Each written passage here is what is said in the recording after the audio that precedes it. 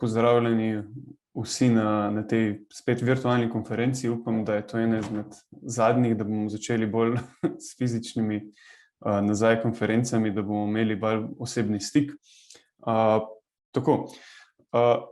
Ime mi je Jure Česnik, prihajam iz podjetja Elea IC in mi smo bili vodilni partner v projektantski skupini, ki je projektirala drugi tir Divača Koper. In danes vam bom predstavil nekako, kako smo celoten projekt zastavili z BIM-om, kakšno strukturo smo naredili za infrastrukturni projekt, ki vemo, da je malo bolj drugačen kot visokogradniški, in pa kako na koncu smo vse to povezali s popisom del. Če imate kakšno vprašanje, dajte pisati kar v chat, na koncu predstavitve, za katero predvidevam, da bo tam okoli pol ure. Bom jaz tudi probal prebrati, drugače pa res upam, da se bo neka diskusija razvila. Tako, pa kar pojdimo. Če pogledamo nekako osnovni pregled projekta, kot pač sklepam, da smo tukaj vsi več ali manj Slovenci, ga poznamo že skoraj 2 desetletji, v zadnjih 3 letih malo bolj intenzivno. Zadeva je res enormna za Slovenijo, pač tam famozna milijarda evrov, ki bo šla v to, oziroma vsi upamo, da manj. No, kot projektantska skupina, naš cilj pa je bil projektiranje v BIM-u za PZI, za katero smo v bistvu imeli približno 1 leto časa. Projektantska skupina je obsegala 9 podjetij, od tega 3 vodilna in ostali podizvajalci. Imeli smo več kot 150 inženirjev in tehnikov, za tako 2D kot 3D, kot potem tudi BIM. Porabilo se je enormno število delovnih ur in kot vidite, statistika je, da se je proizvedlo skoraj 10.000 risb, poročil in popisov del. Imeli smo tudi nad 600 delnih BIM modelov, čez katere bomo tudi danes malo šli in bom tudi pokazal zbirni model. Na koncu pa dejansko vse gre na malo večji USB ključek. Za vprašanje, zakaj pač BIM, oziroma zakaj informacijsko modeliranje gradnje. Načeloma je na našem projektu vse skupaj vodilo v boljšo organizacijo, boljšo koordinacijo in na koncu v bistvu tudi boljšo kontrolo celotnega projekta. In to so bila tudi glavna 3 vodila naročnika 2TDK-ja, kot je tudi Denis danes že v svojem predavanju izpostavil. V organizaciji projekta, pač pri tako velikem projektu, je bila kar razvejana. Na vrhu smo seveda imeli naročnika, potem je tudi recenzent in pregled so bili vključeni, od DRI-ja do geoportala do lineala. Vodstvo projektne skupine in pa odgovorni inženirji, ki so bili iz podjetja Elea IC, Irgo Consulting, SŽ projektivno podjetje, PAP Inženiring Informatika in pa IBE, vsak odgovoren za svoje področja, in potem še v vsakem izmed teh nivojev tudi BIM inženirji oziroma BIM menedžerji, BIM koordinatorji, ki so skrbeli za svoje področje in za celoten projekt. Kako je potekal delotok? Začel se je kot vsak klasičen projekt, to je s projektno nalogo in zahtevami, ki jih je naročnik definiral.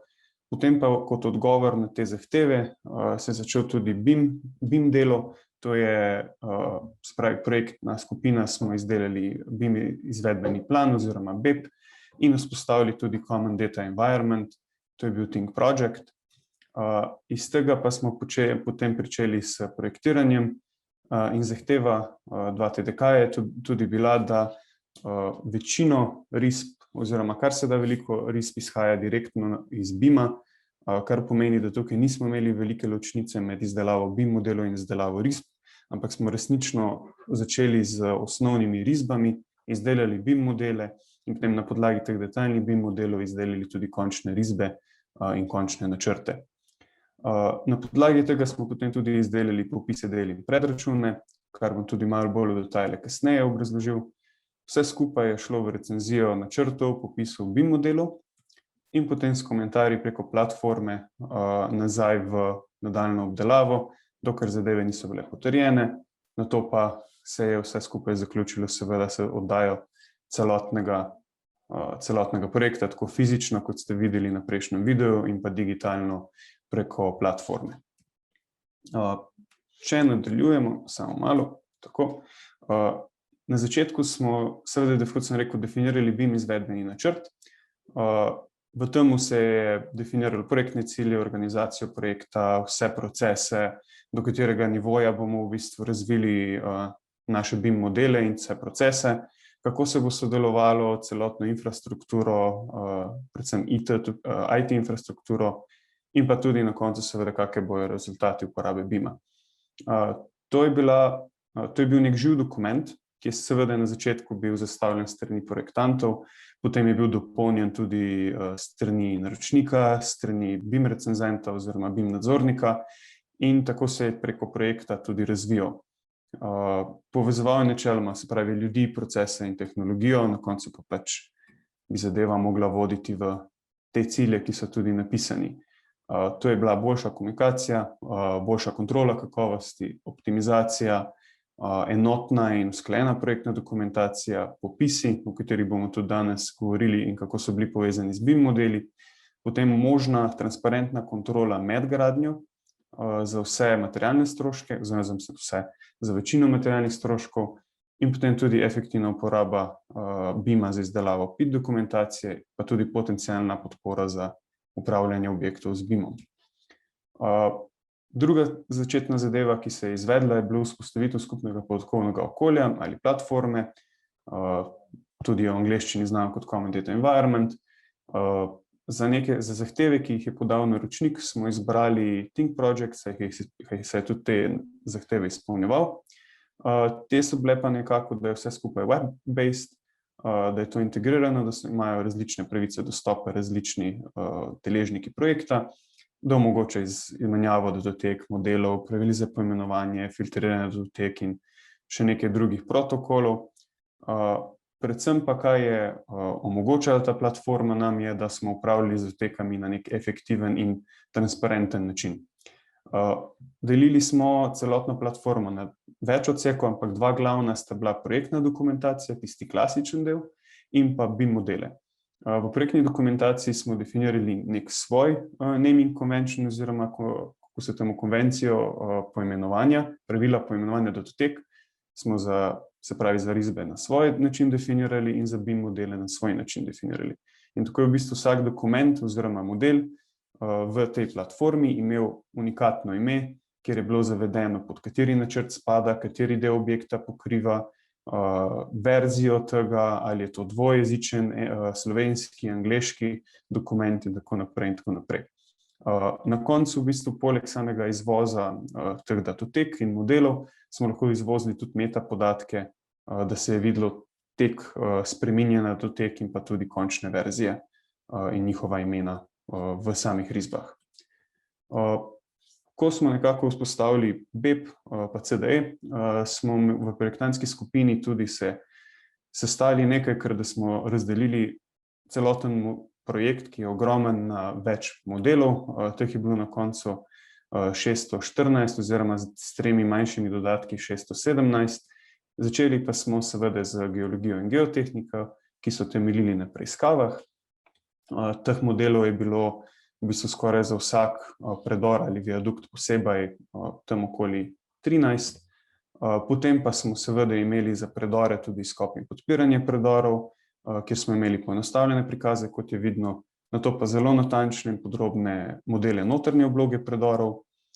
Seveda kot glavno vodilo tega projekta je bilo zmodelirana tudi vozna mreža in železnica, deloma na sistem pragov, deloma na sistem tira na togi podlagi. Za vsak portal so bila izvedena tudi zemeljska dela oziroma zmodelirana in pa krajinska arhitektura. Dodatno so bile seveda vsi spremljajoči objekti z arhitekturo in konstrukcijami tudi zmodelirani in to zelo podrobno, saj smo morali zadeve skoordinirati tudi z opremo, tako v zgradbah kot v predorih. In na koncu smo vse skupaj tudi združili v nek zbirni model. Zmodeliranih je bilo skoraj 500 000 elementov, malo manj, 432 000 v teh več kot 600 posameznih BIM modelih, kar je za eno leto dela izjemen napor in izjemen tudi dosežek. Kako smo si pomagali? Seveda nismo vsega šli na roke, to je nemogoče, še posebej pri teh linearnih ponavljajočih objektih, kot je predor. Lotili smo se zadeve na parametrično modeliranje, saj smo hoteli večjo zanesljivost, večjo fleksibilnost, in tako nekako zastavili parametrične objekte. V Revitu so recimo to družine, nekje so parametric objects ali pa dynamic objects.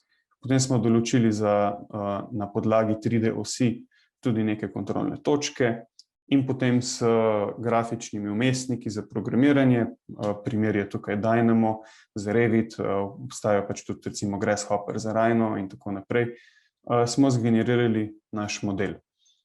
Potem smo dodali še dodatne recimo niše ali prečnike glede na zahteve projektantov in tako pridobili nekako končne modele, oziroma zelo detaljne modele, ki smo jih samo še v nekih manjših povezavah dodelovali na roke. Tukaj je potrebno se zavedati, da smo imeli različne stopnje modeliranja, različne natančnosti modelov. Vsi poznamo najverjetneje to famozno level of development, LOD stopnje. Zavedati se je pa potrebno, da tukaj ni možno za en projekt reči, vse bomo zmodelirali do stopnje 350. Stopnja 350 je lahko za nekatere zadeve prekompleksna in poje preveliko časa, ne da pa velikih rezultatov. Za nekatere zadeve je pa to nujno, kot recimo za armaturo. V tem projektu smo načeloma gledali, da smo za cilje, ki smo jih hoteli doseči, tudi uporabili primerno stopnjo razvitosti, kot je tukaj primer geotehnični sider za varovanje okopov, za katerega je vsako točno definirano pod kakšnim kotom, s kakšno dolžino veznega dela, s kakšno dolžino vmesnega dela, kam gre, kako je glede na predor pozicionirano, to zelo pomembno in je bilo tudi vsako sidro zmodelirano. Po drugi strani, če gremo v predor, v izkop in podpiranje, višja stopnja detaljnosti ni smiselna in zato smo jo nadomestili z nekimi atributi, kjer povemo, kakšen podporni tip imamo, koliko sider smo imeli, kakšen tip sider, kakšen tip jeklenih lokov, desk in tako naprej. Tako da to je bilo vedno odvisno od tega, kaj je bilo naše vodilo v projektu. Nekateri elementi seveda tudi niso zmodelirani, to se je treba zavedati, da določenih zadev, kot recimo armatura v predorih, za vsako kampado je nesmiselno modelirati, ker se samo ponavlja ista zadeva in jo lahko nadomestimo enostavno z nekimi risbami, ki so zelo pregledne lahko. In pa tudi recimo visokonapetostni kabli v predorih, saj vemo, da kabli potem vijugajo in bi dobili lahko tudi neprimerne informacije, ki bi lahko pokvarile celotno sliko, koliko imamo teh kablov.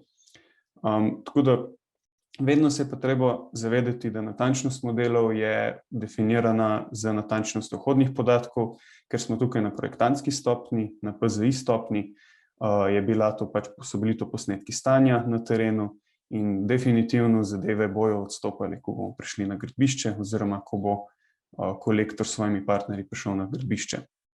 In na to smo tudi pripravljeni. Zdaj, glavna zadeva v BIM modelih seveda je tukaj so informacije, ker seveda drugače imamo samo neke neumne 3D oblike, katere je zelo lepo gledati, ampak niso pa tako uporabne.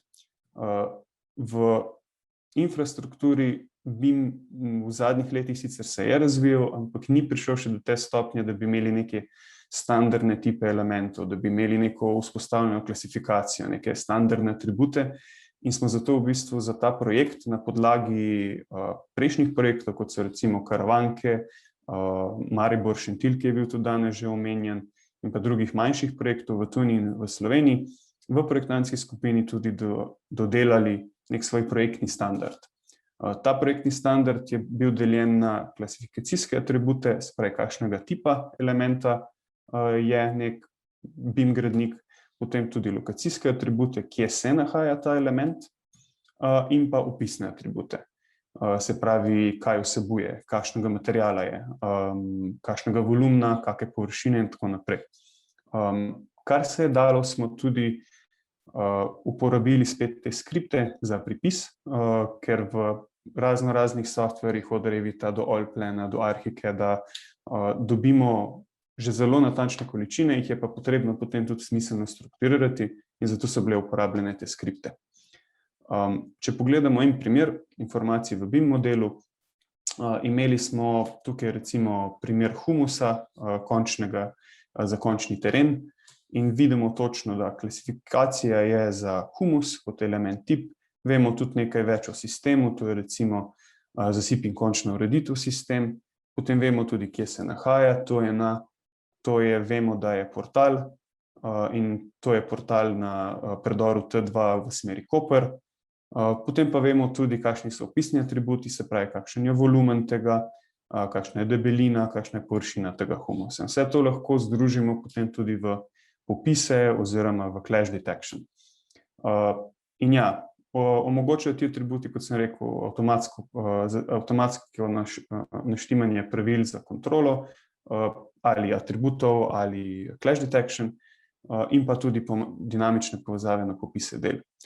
Zadeva je izjemno enostavna za razumeti, izjemno zapletena pa za vzpostaviti.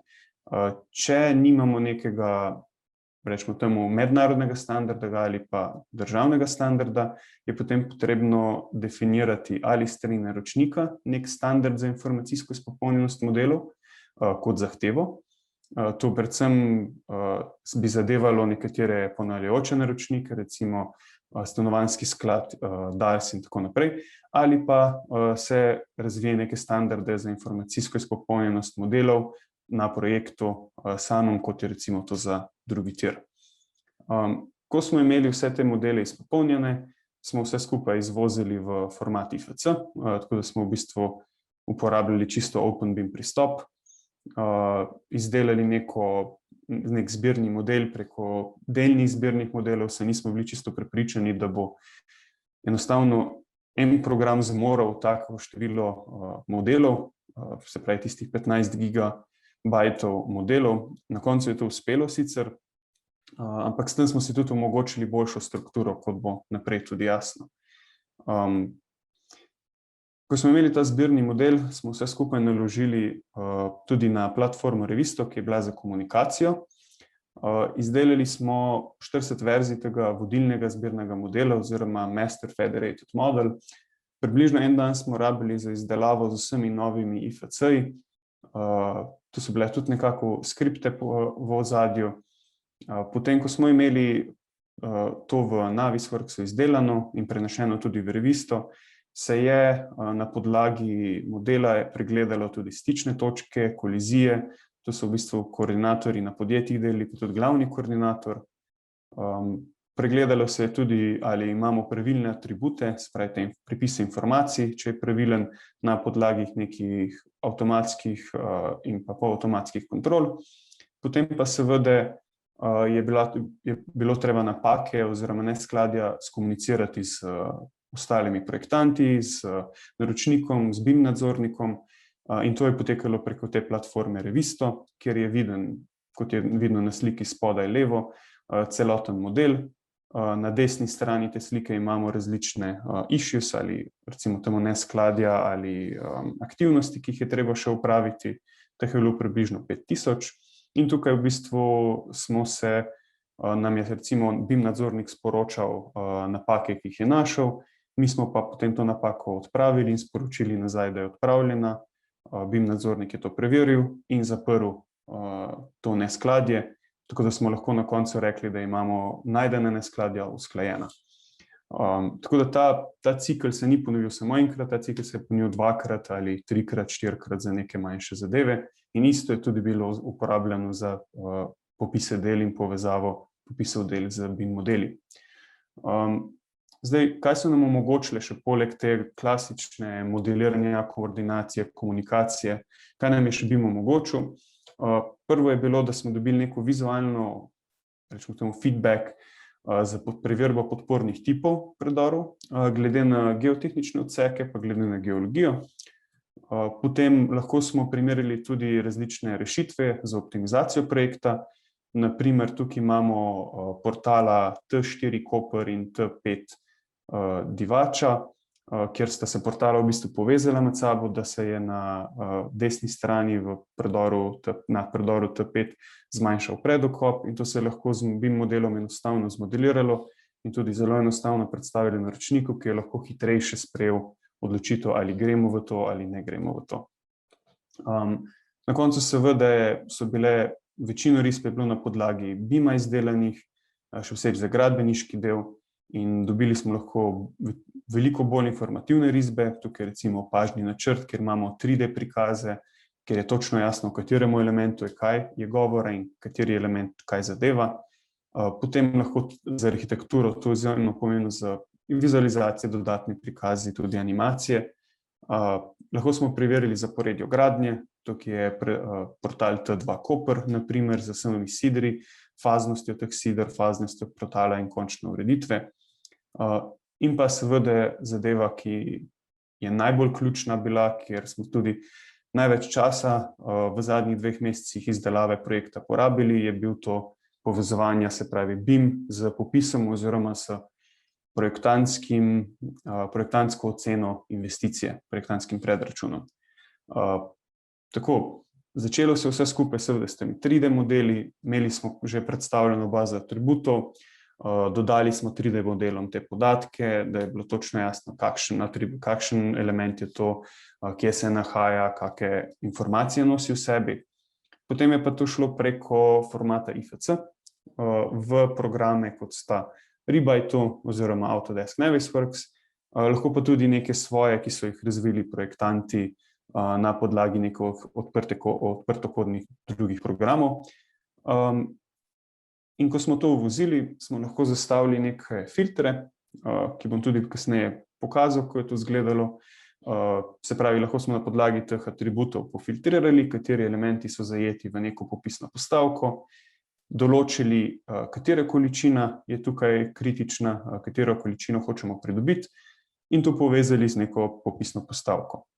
Na projektu smo imeli tudi vzpostavljeno bazo popisnih postavk, tako da za isto popisno postavko v različnih predorih se uporabil isti opis, ista cena, in tudi so se lahko potem uporabljali zelo podobni filtri elementov. To se je nato uporabljalo vse v nekem popisu za en načrt, teh načrtov je bilo več kot 150. Na koncu pa so vsi ti načrti bili tudi združeni v neki projektni popis del, ki je bil preko filtrov povezan z BIM modelom oziroma z vsemi BIM modeli. Tako smo ustvarili vse skupaj več kot 25,000 popisnih postavk, od tega jih je pa 10,500 povezanih z BIM modeli. To se mogoče zdi tako, veliko časa smo uporabili za niti ne, malo več kot 30%, ampak treba se je zavedati, da imamo veliko količino popisnih postavk, ki niso vezane direktno na fizične elemente, ki jih lahko zmodeliramo. Treba je pogledati predvsem, koliko teh 10,500 povezanih popisnih postavk predstavlja vrednosti, in to je pa 70%.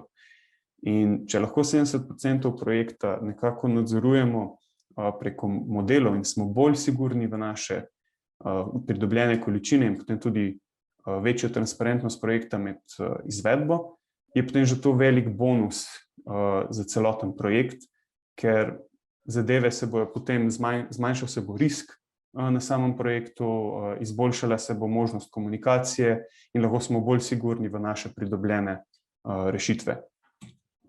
Tako, zdaj pa da grem malo bolj detaljno, kako je povezovanje modelov s popisi sploh izgledalo.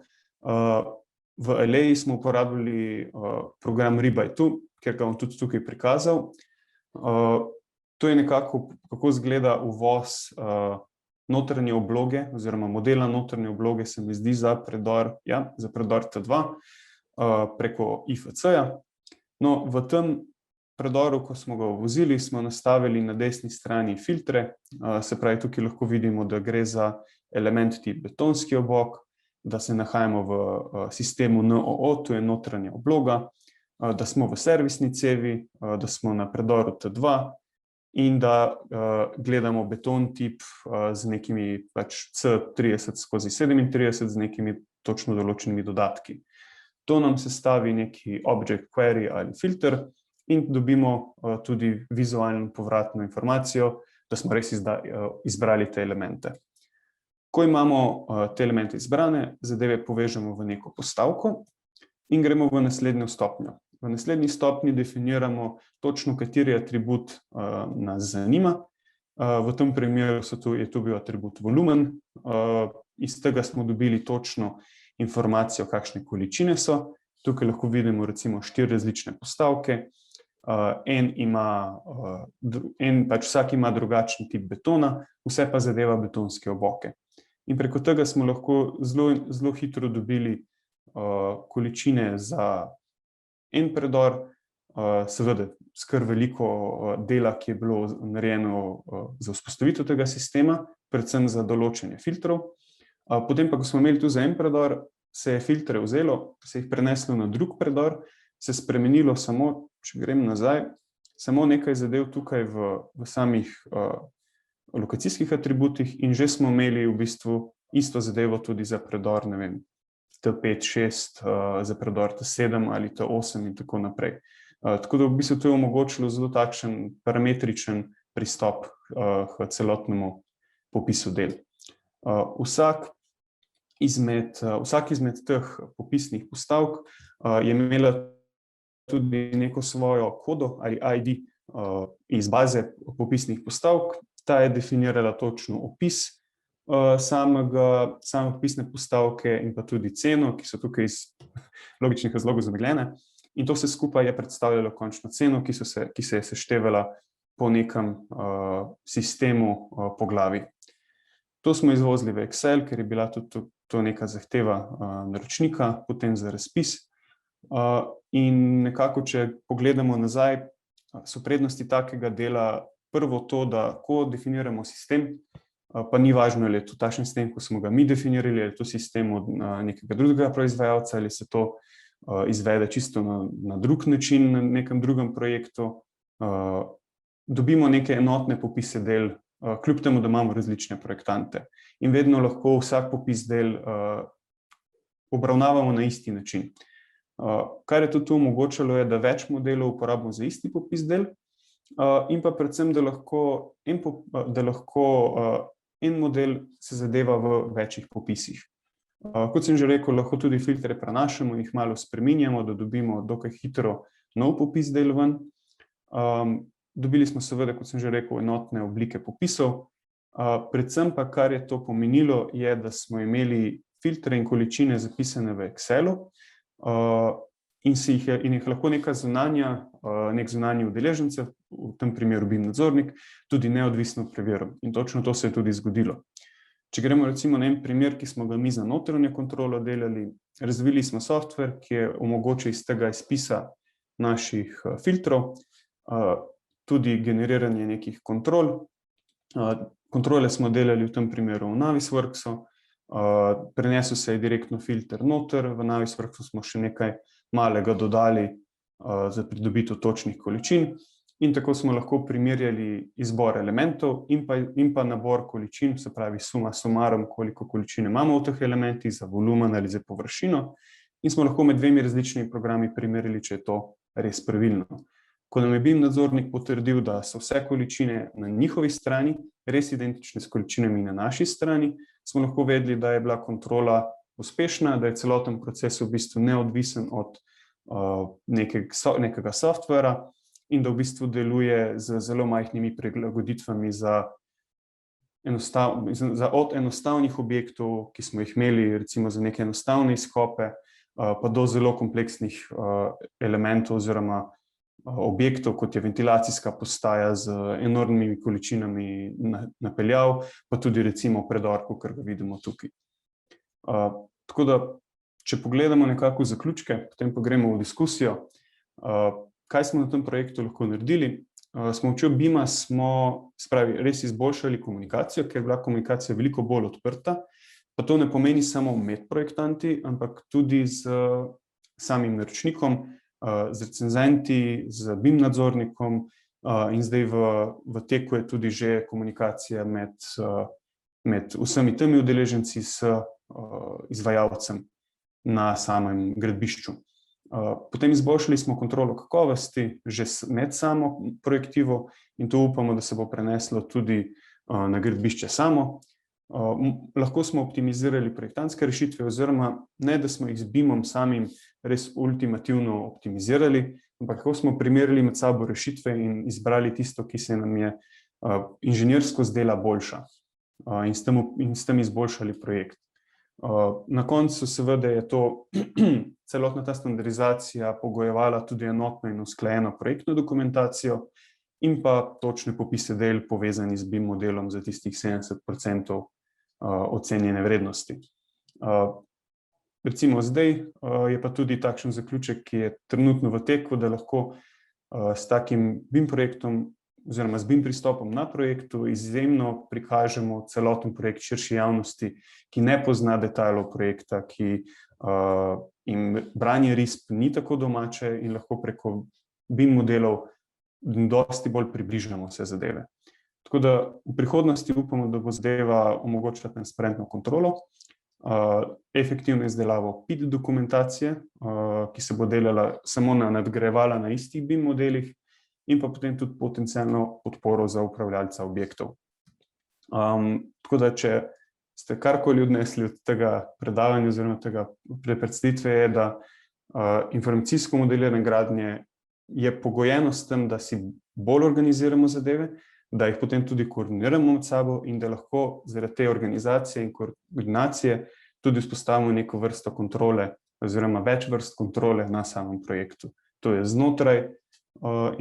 znotraj same projektantske skupine in tudi naven izven projektantske skupine in tudi za izvajalca.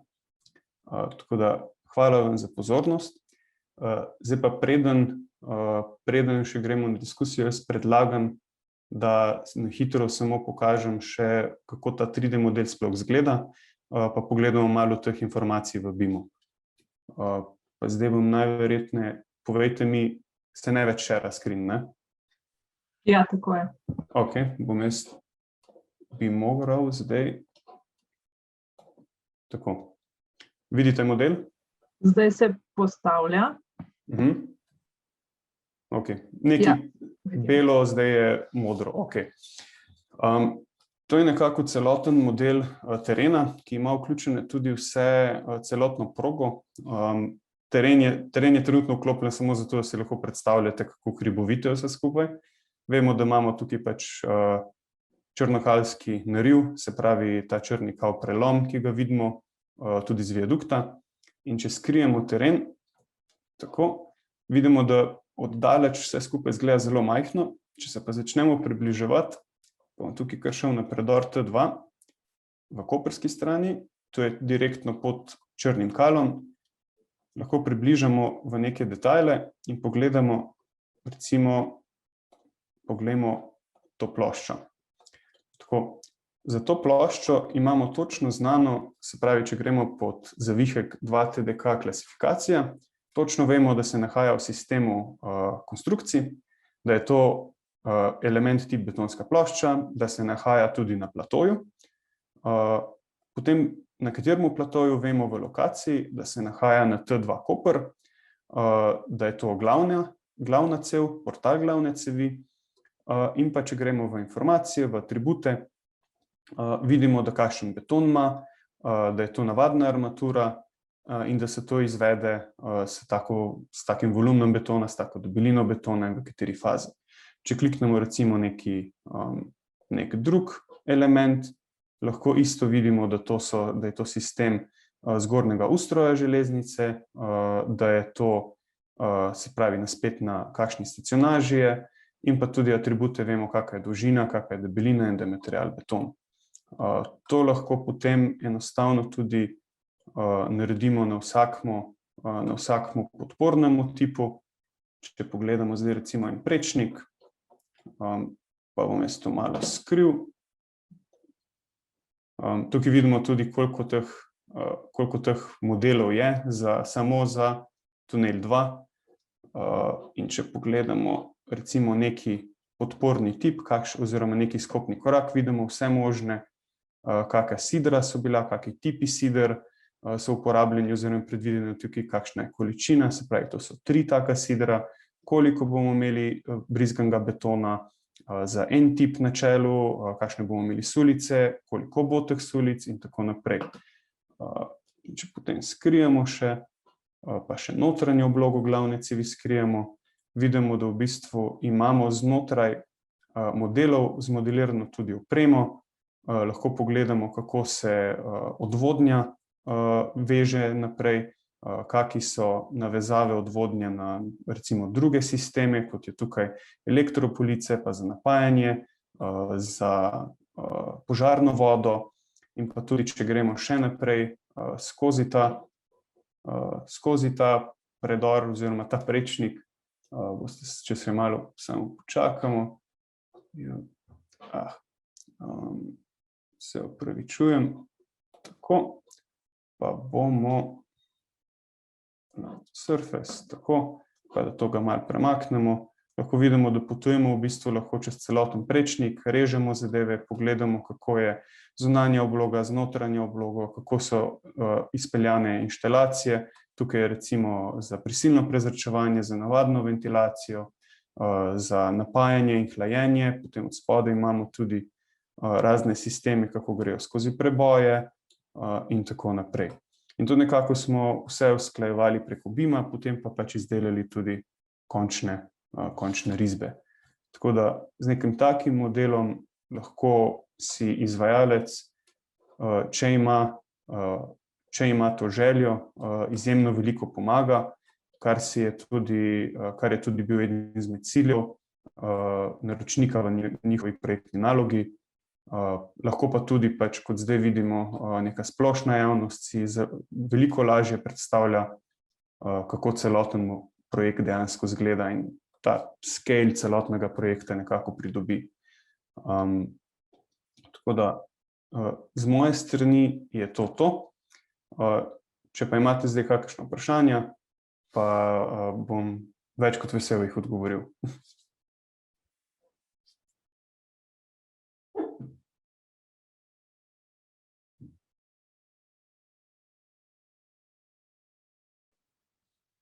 Če ima kdo vprašanje, naj prižge mikrofon, da vas slišimo.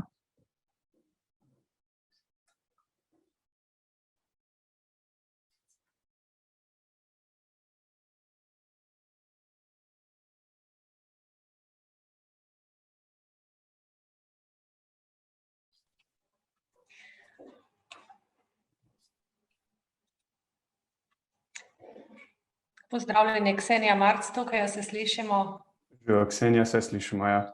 Jaz bi najprej čestitala, zares sem kar impresionirana. Tako podroben in natančen model tega, kar ste prikazali, moram priznati, da sem bila takrat na začetku zelo skeptična, da je možno v enem letu toliko narediti. In ob tem bi si samo želela, da zdaj izvajalec prepozna vse možnosti, ki mu jih tako orodje nudi. Jaz sem prepričana, da s takim orodjem si bo zagotovo lahko pomagal, če ne drugače kot tisti banalen primer, ko sem ga prej pokazala pri tisti hidroelektrarni, kjer izvajalec samo zato, da lahko primerno naroči količino betona, je to za njega že zelo velik podatek.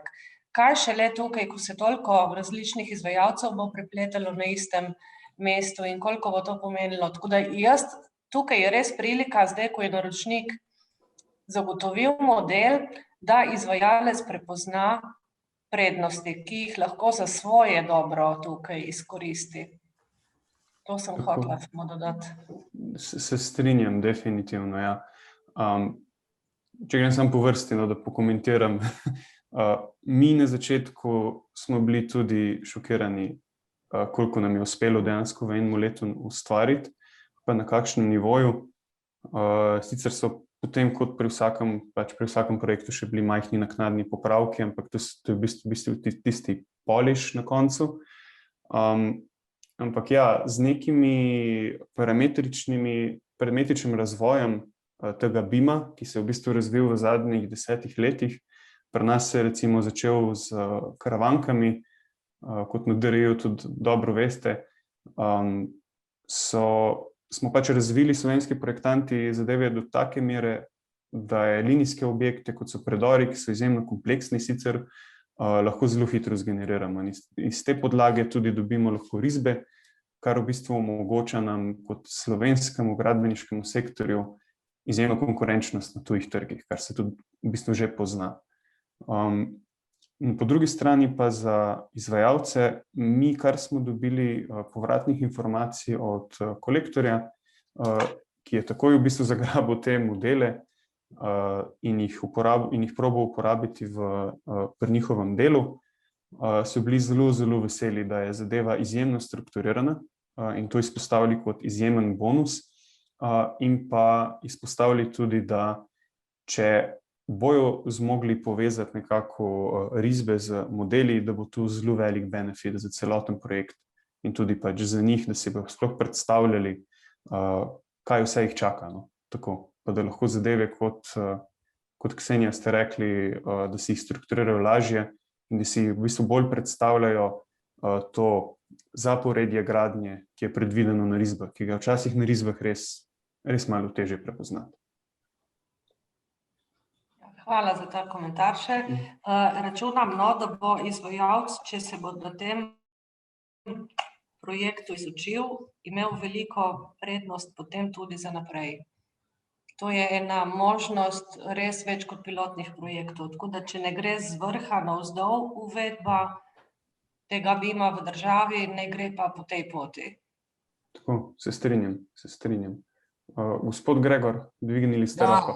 Jaz bi samo to rekel, seveda tudi vam čestitke za to res odlično prezentacijo in sem res vesel, da sodelujete v tej delavnici, ker samo skozi take primere pač dejansko vidimo, kaj BIM in sploh to vrstne tehnologije doprinese, oziroma kakšen je res ta benefit pri izvajanju gradbenih projektov. Jaz sem zdaj kar razmišljal glede zaključka tega današnjega webinarja in moram reči, da pravzaprav zame več sploh ni vprašanje BIM da ali ne v Sloveniji. Torej, tudi zame več ni vprašanje, ali so tukaj pomisleki ali ni pomislekov. Jaz sem si zdaj čete prebral, kaj so pač udeleženci pisali. Jaz mislim, da te prednosti, ki jih tukaj dobimo, so tako velike, tako dragocene, da v bistvu mislim, da bi bila država in sistem res neumna, da dejansko tega ne bi prepoznala, sploh na investicijah državnega pomena. In jaz mislim, da moramo tukaj zdaj res vsi vložiti maksimalen napor, da gremo s to digitalizacijo do konca. Tukaj boste predvsem zelo dragoceni, torej boste zelo dragocena podjetja, projektanti, izvajalci, tudi operativa, ki to vrstno tehnologijo že uporabljamo. Ksenija prej omenila kolektor, prav gotovo se strinjam, bo tukaj s uporabo te tehnologije dobil ogromno znanja in tudi veščin. In predvsem pri daljinskih ukrepih, mislim pri daljinskih projektih, daljinskih objektih, ki so bili vedno nekje, bomo rekel, pod vprašanjem, ali jih lahko izvedemo brez nekih 20, 30, 40% pribitkov k nekim razpisnim ali pa investicijskim vrednostim, se bo tukaj še posebej izkazalo, kaj tak BIM pomeni. Pri visokih gradnjah je bolj ali manj jasno, ker gre za točkovne objekte, ki jih lahko pravzaprav sprojektiraš na 99%, če se ti ravno temeljna tla ne podrejo zaradi ne vem kakršnikoli zadev. Ampak pri daljinskih projektih pa bo to zelo pomembno in tukaj jaz mislim, da je pač potrebno na tej poti vztrajati in me veseli, da vas je res kar nekaj, to, kar smo danes tudi videli, podjetij v Sloveniji, ki te trende zdaj obvladujete in tu na tem je res priložnost. Še to zakon, mi smo zdaj pripravili te usmeritve, kot je že prej Henigman povedal, Ministrstvo za okolje in prostor se je strinjalo in jaz mislim, da treba zdaj samo v tem dvoletnem prehodnem obdobju urediti, da se v bistvu vsi, ki imajo interes, ki želijo biti konkurenčni, temu prilagodijo in grejo po tej poti naprej. Drugače pa hvala res za dobro predstavitev in seveda tudi udeležbo. Najlepša hvala za pohvale. Meni se zdi, mislim, tako, mi prenašamo te pohvale celotni projektantski skupini, ker brez vseh tukaj bi bilo nemogoče vsake na svojem področju pač to prispeval in kakor ste rekli, zadeve, mislim, zdaj obrata nazaj ni. Vidi se, kakve so prednosti, ne samo na projektivi, ampak tudi potem upam, da v izvedbi predvsem pa potem na koncu to se še malo pogreša v Sloveniji v upravljanju.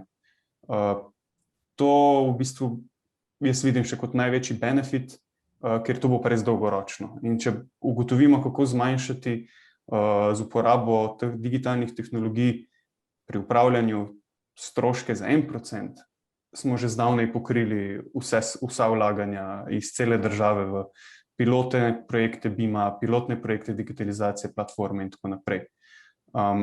Zadevo, ki bi še mogoče izpostavil, je, da kot država sama bi bilo izjemno dobro za celotno stroko, da se vzpostavijo neki standardi, kot smo ga mi na projektu vzpostavili, da se potem to deli recimo na visokogradnje, kako se točno standardizira in klasificira zadeve, kako se recimo to dogaja na infrastrukturnih projektih in potem tudi recimo klasifikacija oziroma standardizacija za popise del.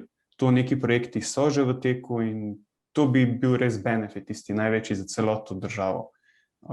Zadeva pa je tudi, se treba zavedati, da BIM ne rešuje vseh zadev. BIM ne rešuje vseh težav, ki jih imamo v gradbeništvu in jih nikoli ne bo. To je samo orodje. Kot primer bom recimo dal ravno predore. Mi smo lahko sprojektirali idealno zadeve, kar se da najbolj optimizirali. Potem pa kolektor, ko bojo kopali pri predoru T1, ki gre čez konkretne kraške doline oziroma kraške pojave, bojo naleteli čez 200 metrov čez neodkrito jamo. V tem primeru pač BIM ne bo nas nikoli rešil, nam lahko pa pomaga dobiti čim boljšo rešitev, ko se ta jamski sistem recimo poskenira in se potem umesti neko rešitev v čim hitrejšem času znotraj tega jamskega pojava oziroma kraškega pojava. Vidim, da je tudi strani 2TDK-ja Denis Simčič dvignil roko. Ja, pozdravljeni še. Jaz en komentar, mogoče glih, kar je Jure zdaj omenil, da BIM ne rešuje vseh težav. Jaz rad rečem, da v bistvu BIM nas opozori, kje težave so. In dostikrat v nepreglednih količini dokumentacije, sploh na takem projektu, se lahko kaj spregleda, kar je razumljivo, ampak z BIM modelom, to je čist konkretno, smo pri nas lahko spremljali, kje je še kaj ostalo nedorečeno in smo stvari komunicirali, tako da smo prišli potem do končnih rešitev. Zanimivo bo pa res videti, glede na to, da se veliko stvari dogaja v podzemnem svetu, o katerem vemo zelo malo v tem trenutku oziroma imamo neke prognoze, kako se bo potem te zadeve reševalo in kako bojo te spremembe se vnašale, dogajale in kako nam tle BIM lahko pomaga. Delo je bilo res veliko narejeno, tudi mislim, da predvsem na koordinaciji, ki je bila predvsem v skupini BIM sodelavcev tle na predvsej visokem nivoju, skoordinirati vso to količino podatkov, modelov, tako razsežno razsejanih v prostoru, je za moje pojme kar velik podvig. Ja, imamo zdaj kar dobro orodje tudi za spremljanje gradnje in verjamem, da čez 5 let oziroma, ko bo projekt končan, da bomo imeli zelo kakovosten BIM model izvedenega stanja, takrat bo tudi tehnologija že marsikaj več omogočala in bojo ti prihranki, ki jih je Jure omenil, zagotovo možni. Toliko še z moje strani. Hvala. Ja, vem, da zdaj se vrstimo in po vrsti še. Vem, da Metod Gaber iz Collector Calling je tudi dvignil roko, tako da Metod. Ja, dober dan tudi v mojem imenu. Sem se mogel oglasiti glede na komentarje do zdaj in bi samo povedal, da pač se v Kolektorju zavedamo, da tako velik projekt, kot je drugi tir, da brez neke digitalizacije in pa neke digitalne podpore nekega projektnega portala oziroma nekega skupnega podatkovnega okolja ne bo šlo. Mi smo to ni za nas prvi projekt, kjer bomo na tak način zadeve zapeljali. smo že na parih projektih to tudi uspešno sprovedali in sem prepričan, no, da skupaj z vami, iz Eleje pa z investitorjem, da bomo na koncu res imeli nekaj za pokazati zelo dobrega. Samo toliko. Hvala. Hvala. No, zdaj smo se oglasili z vseh treh strani, jaz mogoče malo dlje, pa tudi zdaj z investitorske, pa tudi z izvajalske. Če imate kakršnekoli vprašanja drugi, ki ste poslušali to, vam rade volje v bistvu odgovorimo.